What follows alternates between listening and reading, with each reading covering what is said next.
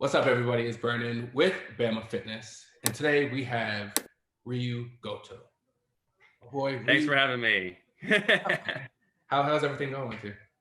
Great, man. I mean, it's been a little tough, obviously. No, in terms of karate training and things like that. But uh, it's an adjustment. But once I found my place in um, training, we train, my crew and me, like my dojo, we train out in Central Park on Saturdays, Mm-hmm. and it's actually been really enjoyable.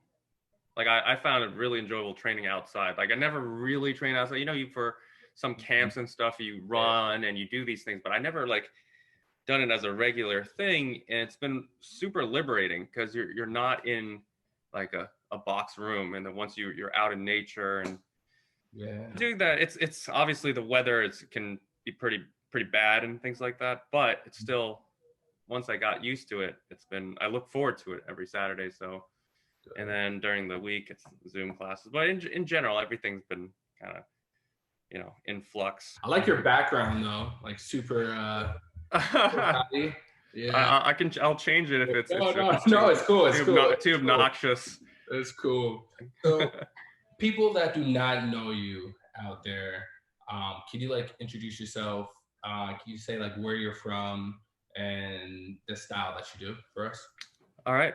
Yeah. Again, thanks for introducing me. My name's Ryu Goto, and I'm 32 years old. Started when I was around 7, I think. I do Shotokan. I'm affiliated with the Japan Karate Association, though I compete in all circuits, including the NKF, WKF, whatever's out there. I'm a career musician, and I do, I guess, an venture capitalist, but I've always been holding on to that dream, like I think many of us do, of making a living with karate. Very difficult to do, Very. especially in the United States. And but there are pathways there, so always exploring that. I guess I did want to talk about how we met, actually, because these are things that I was thinking about yesterday, and I'm really grateful for that. Somehow it's so interesting how these kind of meetings happen. Yeah. Right, because so I grew up with Justin Medina, who you grew up with. Yes. But yeah, like Justin Medina from Albany, and he and I were like the two kids just going hard all the time in at the JKA dojo in Albany and in the city. And so we compete a lot, and I I'd lost touch with him once he went to college and things like that, I think. But then just out of the blue, I ran into him at a camp, and then we started hanging out again and training together. And then that's when he started talking about you and Carlos Garcia as well, who is also one of my best friends out there. Yeah. And then I know so you guys were like in the same orbit, and you gone to school and things like that together. And then I remember the first time I met you was when you were visiting the city, and it was like around 72nd Street or something like that. You were just, I don't know what you were doing. Like it was near the Grace Papaya there. I don't even remember. And then we kept in touch. And then you hit me up like maybe a year or so later. You were coming into the city. You're doing like a tour of the dojos around here. Okay, yeah. And you're starting your vlogs and things like that. Yeah. And honestly, I'm so glad I took you up on that. Like I said, yeah, let's go. Because I mean, we didn't know each other that well then, but you opened that experience, and you opened up doors for me that I had never known existed. Like I wasn't, really? I'd gone like abroad and things like that, but I never really knew the New York karate community. Like I never really like networked with them and stuff like that. And you took me to Luis Ruiz's Goshin Youth dojo, and you took me to DJ Mukhtarov Sensei's dojo. And I think you know this, right? That I ended up training with them for like 2 years. Yeah, you until told he me. moved, and I still keep in touch with him, and I think about visiting him to train with him. He's been one of my most influential coaches Yeah. since that, and if I hadn't met you, I wouldn't have met DJ Sensei. Awesome. And like it's just these. Well, that's the thing about like karate, right? It's just Mhm. like these meetings and things like that happen, For and sure. then like we trained together, and we've been to the AAU championships a couple times together, right? It was That's been crazy. fun times ever since, man. Yeah, I didn't even know that. Like that. I did that for you, and I feel Seriously, no, I'm forever grateful for no problem. that moment. And if Yeah. you guys did not watch that vlog, I have the vlog up. So go down to the vlogs and check out the New York City training, and you'll see me and Ryu training in those videos. And Yeah. yeah, make sure to go watch that vlog. Yeah. So, all right. So you said you started at the age of like 6, 7 years old. Yeah. JKA. Have you trained any other style or just strictly no Shotokan? I've cross-trained in other martial arts disciplines, like a little bit of judo, a little bit of jiu-jitsu, a little Krav Maga here and there. I do want, do want to cross-train with other martial arts, but I have been wanting to. I really, really want to get into Goju-ryu. Again, this is another family thing, but my grandfather. So I come from a karate family, and that my grandfather was, like, in the same kind of group with Yamaguchi Gogen Sensei, and like so, like they're very early Japan Goju-ryu, Japanese Goju-ryu. Crew like that studied under Chojun Miyagi, and so he was like ninth dan. He had his own organization, yeah, et cetera, et cetera. But he was the one who introduced. So my mother did a little bit of karate. My sister did a little bit of karate, but he introduced me to karate through Mori Sensei, who is like was like my father. God rest his soul. He passed away a couple of years ago, but he's been like my father growing up. And but Mori Sensei was Shotokan, but they had done seminars together out in California in La Jolla.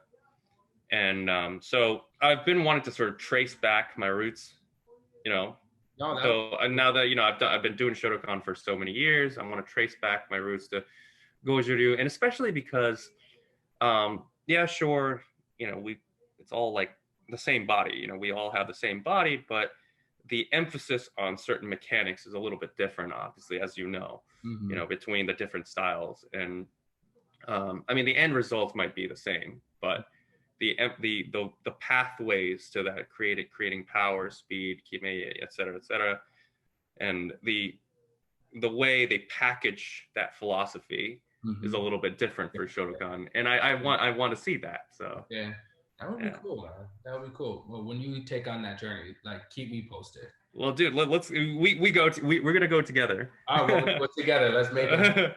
Let's make that happen. A Japan trip is something we definitely need to do, man. Yo, and maybe like an Okinawa pilgrimage, man. That would be sick. That would be dope. Let's make that happen. Yeah. We should definitely make that happen. We'll have to schedule something and do that. Yep. For sure. Like karate was like in your family, like growing up, and that's what kind of like made you, get into karate. Was just like your family and whatnot. Yeah. It's one of those things. I think when you're a kid, you don't really realize a lot of things. I'm sure you've heard the same story, similar stories at least, where I was, at 7, I wasn't definitely not, I was, I think, smaller than average in my class. My English wasn't that great. I was born in the States, but because I spoke Japanese at home, because my parents wanted to make sure that at least I had some kind of passable language skills when I grew up. So my English was a little, I think, behind everybody else. So I ended up getting bullied. And so my mom put me in karate. But in the beginning, so it wasn't I didn't want to do it, right? So it became a part of my life, but it was just another thing I had to do after school, right? And so that sucked for a while. And it sucked for a while because but as a kid, it's so hard to see the context of things. And then I started to enjoy it, Mm-hmm. like once I got into high school. But then because of schoolwork and all the, and then once I got to college, there was partying and all these things, so I just let it go for like maybe 2 years. Mm-hmm. Like for a solid 2 years in college, I let it go. I was so busy just like hanging out all the time, just having fun. And then the moment of truth for me was when I was in Japan for work, maybe like my third year in college. I was there for like during the summer or something for work. Mm-hmm. And then I went to the All Japan tournament for JKA. And it was just such an eye-opening experience for me because I never been in a tournament setting or with so much energy, with so many people, like from kids all the way up to adults, right? It's good. And it's just all day long. Yeah. And at such a high level. And Mori Sensei had prepared, I always say this, he prepared me for this experience. Mm-hmm. But I think he also knew that I had to discover it for myself. So he prepared me for it, like technically or whatever it was. But then when I got there, it was just mind blowing when I watched it. And then so I ended up going to the Hombu, the headquarters there, and the Mm-hmm. JKA. Started taking, you know, private trainings with one of the senseis there. After that, it was like kind of a snowball effect where I was just kind of really exploring outwards. And until then, I was in a shell, and then it kind of burst open, and then so I started really exploring. And the second time, I'd say I know I keep going back to this, and I'm not just blowing smoke up your skirt here, but like the second time it kind of opened up, I think like there's a little, again, another opening was when I met DJ Sensei through Mm-hmm. you, and then I started really kind of exploring another side of karate that I hadn't really explored. I knew existed, Mm-hmm. which is sort of the more sports side of karate.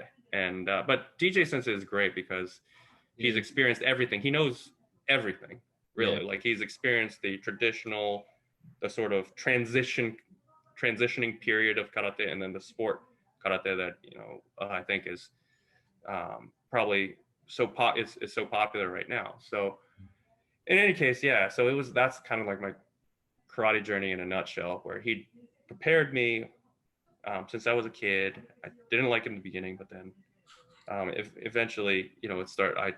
Now that's all I want to do. All I want to do is fight and get stronger and Yeah. train and just blood, sweat, and tears kind of thing. So It's hard to do that, especially living in the States, it's hard to make mm, money like that. But going back to what you said earlier, you said like you're a musician. Is that what you do full time? yeah. So I'm a violinist by trade. I started that when I was 3, so I don't remember, even more than karate. I don't remember a time that I didn't have that. Mm-hmm. Um, Mainly played classical music, but I would, when people ask me when I do if I do music full time, I always have a hard time um, responding to that, because the great benefit of being a musician is that a lot of times you can be your own boss, Mm-hmm. right? And unless you have a paid salary gig, like where you're always paying at a club or Yeah. a venue every week or every other day or something like that, like a scheduled thing, work comes in usually like in these spurts, right? You got tours, and then Yeah. you got like these little gigs that are dotting the schedule, and then another big tour.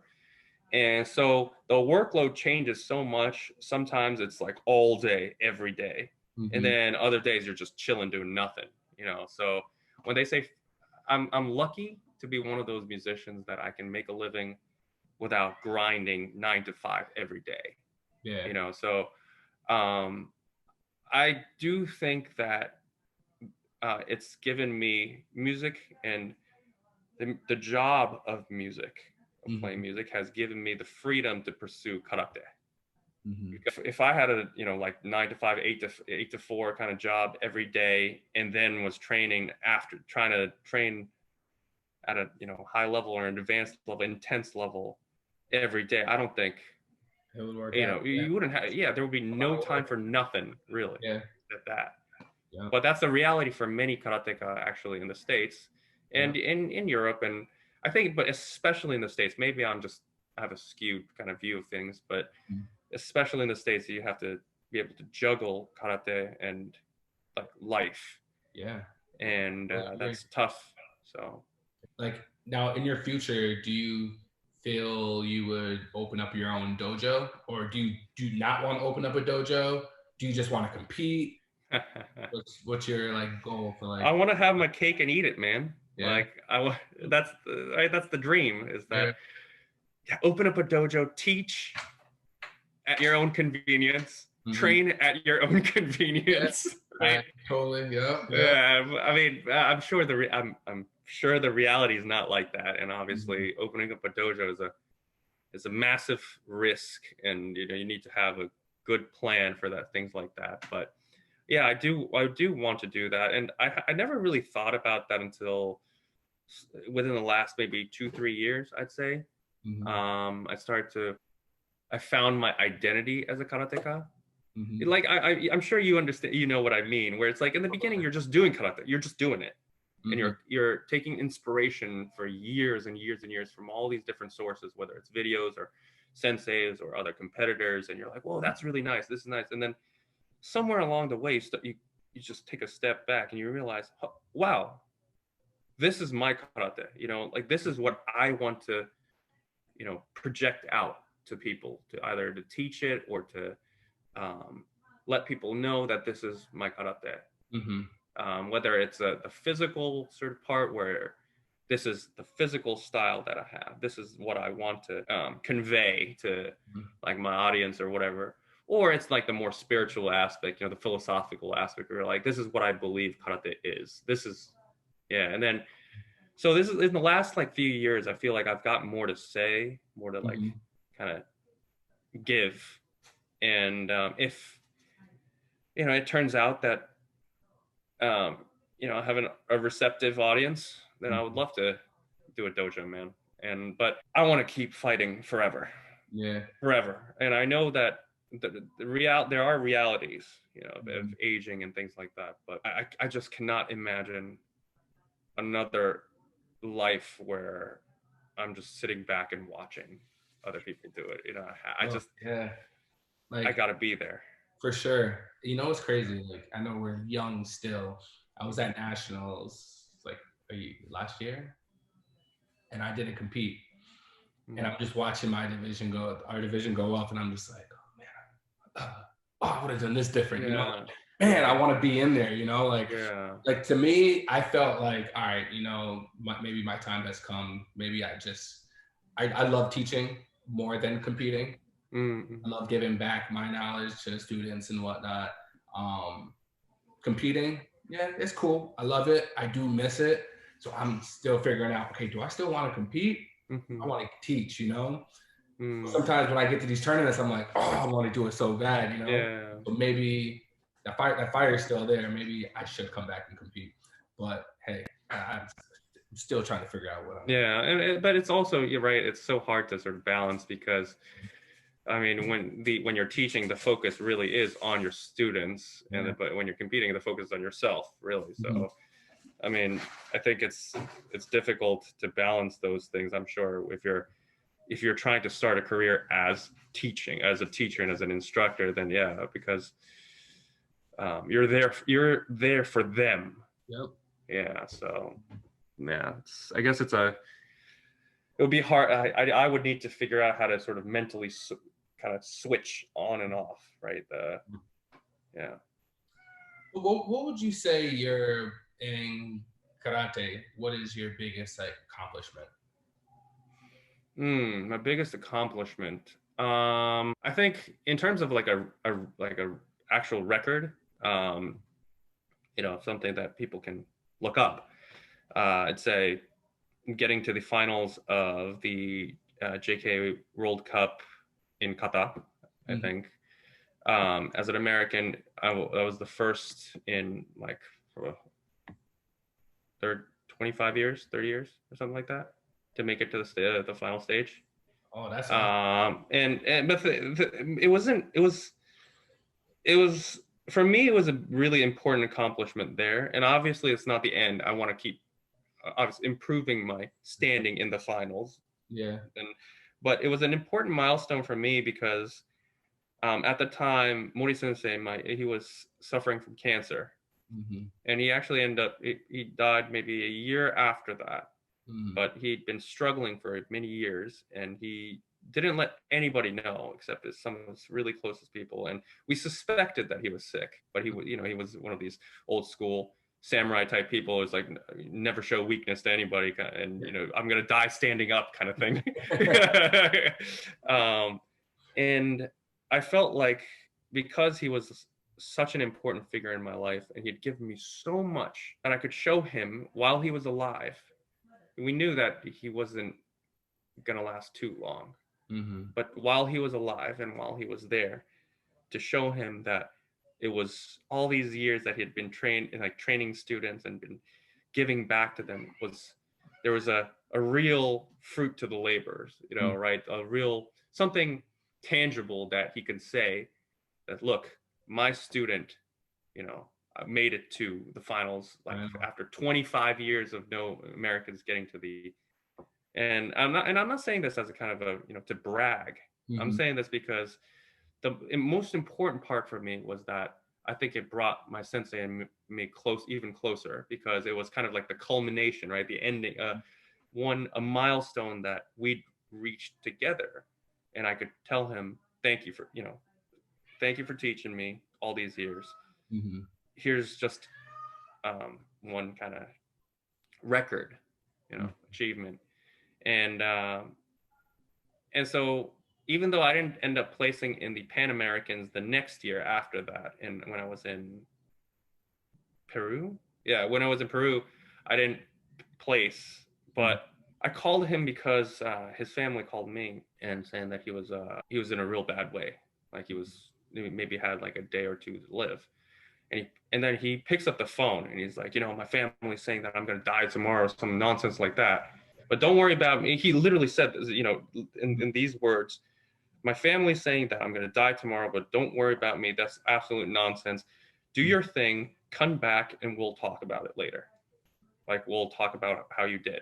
Me being kind of the optimist, and I guess I was hoping that it was all just, just they're all freaking out for nothing, that he really would live until I got back. So I was like, okay, you know what? I'm just going to trust his word. And then he died the next day. And so when I thought about that, I was like, in context, I'm so glad that I was able to show him that I could stand on the world stage with karate, with his teaching, and that when he died, he knew that his students were out there fighting for him. Yeah. They were out there to bring him glory. Yeah. And like, I guess in a way I think I'm glad that I was able to do that for him. And I'm glad his students are continuing to train and to kind of try to move forward even after. So yeah, no, it's not necessarily an accomplishment, but in that sense, I'm glad that. For sure. I totally understand. Yeah. I totally understand. That's tough, man. Like, Medina used to tell me a lot about Mori Sensei. If people go online, they'll probably see you do kata. Do you fight as well? Or do you do like kabuto, like weapons in competition? Do you train it? And that's a great question, because I need to get into kabuto. At the base of a lot of karate is weapons training, even though that's a little counterintuitive to a lot of people who've never done weapons training. If you look at some of the katas that we do and the forms that we do, a lot of this is inspired by weapons, or assumes that sort of that you have some weapons on hand. Basai Sho, for example, is a great example of a weapons-based kata. Especially with bows, right? All this stuff that you're doing with your hands. I look in terms of the larger context of all weapons training. And so I love weapons training. I want to get into that. And there's so much stuff to do, man. There's so much stuff to do. But with that, I want to do everything from kali to firearms training, anything really, because I think I see karate in the context of the fighting theater, right? So everything I think is just karate. We try to sort of create these boundaries, I think, because of competition, and in order to popularize things, you have to create a lot of boundaries. You have to say, this is karate, this is Muay Thai, this is jiu-jitsu, this is judo. But back in the day, nobody really made these distinctions when people were actually fighting. Fighting was fighting. Yeah.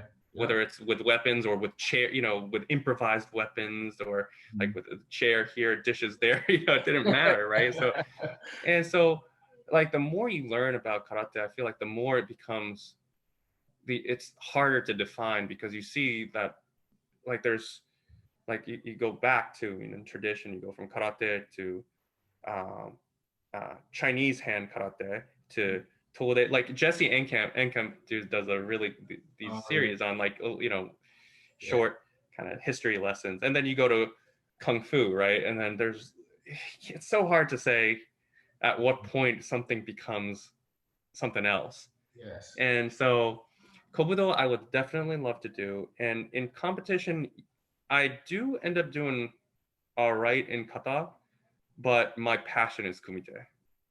Because kumite, in the sense that I don't really care about what rules. I mean, whether it's the WKF rules or the JKA rules, shobu ippon, sanbon, or happon, right? The 8-point system in the WKF doesn't really matter to me. You just, once you chase the fighters high, and then once you experience that, there's nothing quite like it. And the way I look at it is, when I'm on the mat, on the tatami, or on the wood floor, or whatever it is, I'm going up against a guy. Everything else kind of just fades off into the background. Do you know what I mean? Like totally. Right, and you have life, right? There's life. There's stuff going on at home. There's politics. There's all this BS that happens in your life, right? And then somehow, but in that moment, there's nothing else that matters. Yeah. Except you and the guy in front of you. Focused, yeah, that guy, and it's it's kind of romantic in a way. It's kind of it's bromantic in a way, because I'm here with you only. Yeah. Yes. Me and you are here. Yes, me and you. Yeah. Nothing else. Yep. My fist, your face, your fist, my face, kind of thing. Let's make this happen. Yeah. Yes. Yeah. And there's a wonderful like kind of simplicity to it, right? I think most people could actually benefit from something like that, honestly. But I can only speak for myself, and these things are really transformative experiences, and it's also necessary for me, I think, because you live your daily life with like all these things around you, all these sort of factors and elements kind of revolving around you. There's family and work, and but I think we all need that one time, that one place. And it's a strange thing to call it our safe space, because it's not very safe. Yeah, no. But it's our safe space in our mind, where things kind of simplify. Yeah. And it's just that. And so that's why, and it's the same for kata too, but there's something kind of primordial about, right, ancient about the fight. Like we've been doing this for hundreds of thousands of years, that mano a mano, you and me kind of thing. Yeah. And it's meditative in a way. And I love that about fighting and kumite. So there's nothing quite like it. Kumite. Blood sport. Yeah, right. And bolo. Yeah. Oh, so tell me, who inspires you? So many, man. So many. I mean, I get inspired all the time. Obviously, the two biggest influences were my grandfather and Mori Sensei. And then, even though I met him later in my life, DJ has been incredible, absolutely incredible to me, DJ Sensei. And his views on things and his ability to articulate these things, has been incredible, and I'm also so glad to be able to call him a friend. And then when I remember when I watched you in competition, I'm inspired too. When I watched you do kata and kumite, I remember the first time I watched you was before I really even knew you. And this was when I looked you up. And I'll be honest, I stalked you a little bit on YouTube back in the day. Like when they were like, Justin was like, "You need to meet Brandon, bro." And then I was like, "Okay, who is this?" I'm like, "Who is this guy?" And I don't know which tournament it was from. And I watched you do just a kumite match, and I'm like, wow, this guy's really good. And instantly, I was kind of trying to learn from that, like the video. And so I'm always being inspired by so many people. And I get the painful part, obviously, is that I do get inspired by people I lose to too, in matches and in tournaments. And it's I try to be inspired. I try to stay inspired, that instead of dismissing things. And I think it's that moment when we start dismissing things. And obviously we need that kind of central philosophy. We need a central philosophy. You can't just be inspired by everything and taking, bits and pieces off, and because then you just have like this kind of collage of that doesn't make any sense. But I do try to stay inspired even when I don't want to be necessarily, like when I don't want to acknowledge things. And it's like maybe I'm kind of conflating learning and inspiring, but it's kind of the same thing for me. For sure. And in that process, I think, there's so many. Who else would I? Inoue Sensei from the UK. He's also died like maybe 10 years ago, I'd say.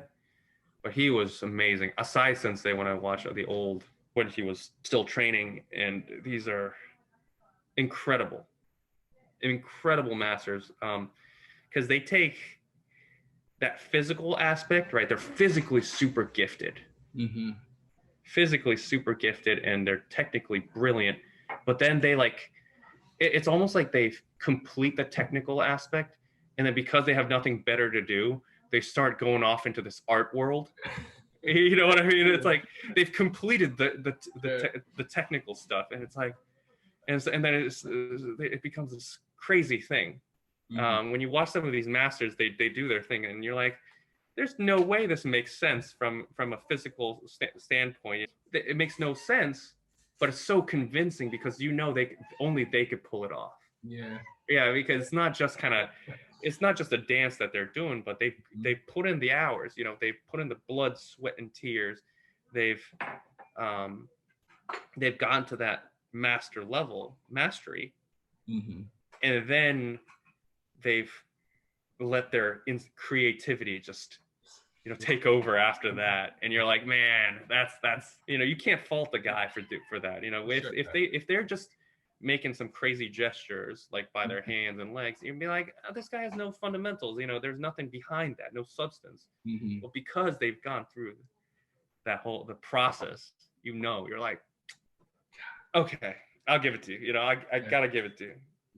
Good for you, man. And I mean, when I see, I guess, in the more modern world where people fight nowadays, like kumite wise, I think Ken Nishimura, Ken, very, very nice. I think it's amazing because he's so fluent. It's like a language, fluent in all these. Of course, Agaev, was probably the most fluent of the recent years. Is the most fluent. He's just so, anything can come out, of the left hand, right hand, left leg, right leg, doesn't matter. Like it just comes out like water, right? Just natural. And that's fluency, like fluency of technique and fluidity and fluency. In terms of kata in the WKF, I've always loved Moto. He's been up and coming I guess because I'm biased, you know, I'm a Shotokan guy, so but I see that and I'm like, yeah, and I like that kind of kata. So Mhm. really, I liked Ono Hikaru, the lady in the ladies, Ono. She's like second. Usually, she always comes in like second or third. I really liked it when I saw her. She lost to maybe Kiyoshimizu. I went up to her afterwards. Mhm. My mom and I, we both went up to her because I hope you know she'll forgive me for saying that she was crying she was crying on the Mhm. phone, I think, with her parents or something, and she was crying and she's like she was obviously devastated by the result. And I didn't know that she was crying when I was just passing by and I saw her and I was like, I liked your kata, you know, whatever the results were, I loved your kata. So I mean, not that it matters, you know, that you don't know me, you don't know me, but I was inspired by your kata. So That's take it as is. So you know, it's that's the issue though with tournament, you know, karate. I think mhm. is that if you get too caught up in it, it can become not distracting, but it could lead you to the wrong conclusions.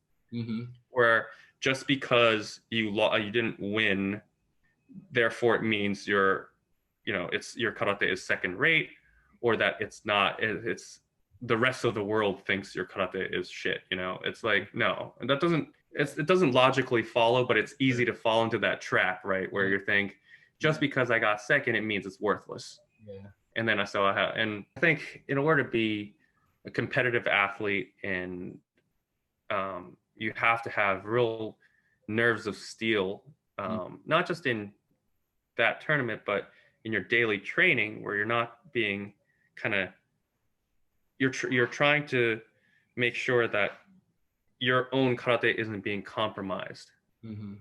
right, by what you think they'll like Yeah. instead of what you like. Yep. You know, Yep. it has to, at the end of the day, you have to be convinced, otherwise you can't convince anybody else, right? Exactly. How the hell are you supposed to convince anybody else if you Yeah. don't believe in it? Yeah. So A lot of people are like that nowadays too. yeah, Yeah. it's just the nature of I was talking about this with somebody else before, and it's like video technology has changed karate, Mhm. right? And it's popularized karate and it's made it so much more accessible, but it can lead people to some really confusing moments, right? Mhm. Where they're like just trying to just emulate, and emulation is great. Like, you know, imitation is like kind of the base. You learn a lot about yourself by trying to imitate somebody else, Mhm. but a lot of times, you know, they end up trying to be the next Agaev or the next, you know, uh, in Shotokan, I guess in the past it was like Luca Valdesi. You want to be the next Luca Valdesi. You Yeah. want to be the next Michael Milon or Mhm. the Beast. next, yeah, Horuna or whoever it is. It just when you idolize something too much, and you think that you can kind of be that, it Mhm. it's not. It doesn't work that way, right? Because we all have Yeah. different minds, different bodies. Yeah. Totally agree. So Totally agree. And I felt that way earlier in life too, like doing content. Like, I want to be just like this guy. yeah. She says, like, you want to be like him? Like, why? Like, your body type's not like him. Like, the way that you move is different. Like, Yeah. why be like him? You can be better than that. Your movement is better than that. So be better than that and Mm-hmm. do it your way. Then the other people want to be like you. Like, Mm-hmm. crap, I didn't even think Yep. about that. Like, Yep. wow. So, what's your favorite music to listen to? Dude, recently oh man, it changes all the time. Mm-hmm. And I mean, I've gone through phases. I grown up until like I went to high school. I didn't really listen to any music aside from classical. I was so sheltered. You know, I was Mm-hmm. the typical Asian kid. I was just in my bubble. When I Mm-hmm. went to high school, I got super into um, alt rock and progressive like metal and stuff like that. Okay. And then I started getting to hip hop a lot. And then college, it was all like electronic music and hip hop, right? Because then we were partying a lot. Yeah, yeah. Yeah. And then recently, I've been listening to a lot of metal, because I find it improves my focus when I'm at the gym the best, or working out or training the most. I can really not, take it up a notch although dial it up to 11 when and it's super aggressive stuff, but recently that's what I've been listening to a lot because I do it every day, so to get myself into the zone. And I think everybody has different types of music they listen to. A lot of people do before the moment they have to go on stage or whatever, on the mat. For sure. But yeah, recently I've been listening to a lot of metal. Like I've been listening to going back to actually one of the first bands I ever listened to was Korn. I was just gonna say that. Korn. Yeah. I've been listening to Korn and just really get into, kind of get into it, but I'm like clutching my head, just really, and then I'm ready to go. But yeah, just. Good stuff. Do you do anything for like self-growth? For self-growth, I've been trying to get back into reading a little more. There was like a period maybe of like 3 years I didn't read, like I don't think I read a single book, and I was like, I think I'm getting stupider. I think I'm getting pretty stupid, dude. So I was like, I've been trying to read a little bit, and when I'm chilling too, like recently, just all these podcasts, like obviously the most popular one obviously being Joe Rogan, but it's great to hear other people speak, right? You hear things and you see parallels and you see things that are unique to their field or their unique experiences. And yeah, I do that. Karate itself, I think, is a growth experience. But aside from that, yeah, I do try to read and I try to listen more to podcasts. And so, last question: what's your favorite place to travel to, other than Japan? Yeah, Japan being an obvious, month. Yeah, like other than Japan, I think Colombia is one of my favorite places ever. Yeah, it's nice. It's just the different cities are so different. Like they're everything from obviously Bogota, but then there's Cartagena, which is a lot more like has that kind of old feel to it, and then you go to Cali, and then I've never been to Medellin, but I want to go to Medellin. It's just, and the food quality is so good. Super good. Yeah, super good. And the lifestyle, everybody's so like super nice. Yeah, so down to earth. Yeah, like, and it makes you, when you go there from like somewhere like New York, man, like say you go like, and you're like, wow, this is the way it should be. This is the way it should be. Yeah, I think Colombia is one of my favorite places. I've been like several times now, so yeah. It's other places maybe. Oh, Brazil's awesome. Brazil is awesome, but I mean that's also a huge country, so it's hard to like say where exactly, but it's just amazing. So if people want to get in contact with you, how can they contact you? Do you have an Instagram? Real Ryu Goto, RealRyuGoto. My Twitter is probably even better though. Same thing, Real Ryu Goto Twitter. That's where I post most of my stuff. And then Facebook is like my karate only thing. So for the most part, I only put karate and physical like workouts and things like that. So if you guys ever want to get in contact with Ryu, I'll put all his links down below. So you can just click on them and they'll pop up to his Facebook, Instagram, and his Twitter. Thanks so much. I appreciate you being here, being on this series called Get to Know Me. And yeah, we'll keep in contact, brother. Thank you so much. Talk to you later. Peace.